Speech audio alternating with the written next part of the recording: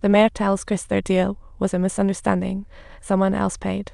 He wanted to keep talking. Suddenly, the secretary returning from the bathroom interrupts him. After the mayor leaves, Chris questions the secretary about the truth of the mayor's words. Pressed by Philip, the secretary admits their affair, first for money, then voluntary. Chris asks who pays, but the secretary stays silent. Meanwhile, elsewhere, two guys hit on Philip's sister, facing a basketball-style beatdown. Witnessing this, the father-in-law gets serious and boots Philip out. He vows never to see him again. After Philip leaves, Vincent comforts his sister, seen by Sarah, who realizes she's just a minor figure in Vincent's lovers. Furious, Sarah confronts Vincent for answers. Vincent insists she's his friend's sister, but Sarah's intuition tells her it's more complicated. She forces Vincent to choose between his wife and the girl. Meanwhile, Sarah strides to Vincent's wife, hoping to stop the misunderstanding. But he dares not get close, so he calls for Luke's help. Luke warned her it might bite her back. After cooling down, Sarah reconsiders, causing Luke to leave reluctantly. Nearby, Vincent's wife's gaze changes. Women's intuition is sharp. Vincent suspects his wife knows their secret, like being in a thriller plot. But the more he thinks, the worse he feels. Suddenly, Vincent feels a dizzy spell coming on. And what's even nearer? The other four suddenly chime in, revealing it was all a scheme. Vincent's dizziness? Chris' drug took effect. It's only now the drug kicks in that they spill the truth. Luke found the body earlier and noticed some sleeping pills and a suicide note for Vincent. Clearly, Sarah was pushed to the edge by Vincent.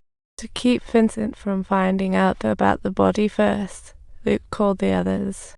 When everyone saw the body, their first thought was how to help Vincent bury this mess. If this blows up, their lives crash. But Luke reveals he's been secretly filming.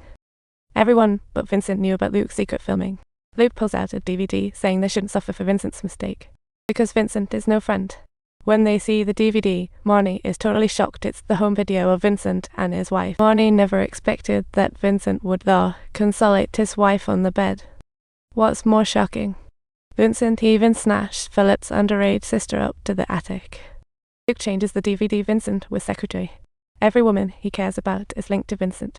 Suddenly then Chris realizes the guy who paid the secretary to sleep with her was none other than Vincent. His goal was to drag Chris down to all for his own gratification. Friends turned into pawns. What a twist. Once they learn the truth, they decide to team up against Vincent. They can't kill him, but they'll make sure he's left in ruins. It's a chance to clear their names. But first, Vincent must admit being with Sarah in the attic last night. They agree to drop a glass as a signal when Vincent confesses. So Chris intentionally smashes one when he hears it. This was basically a signal for the others.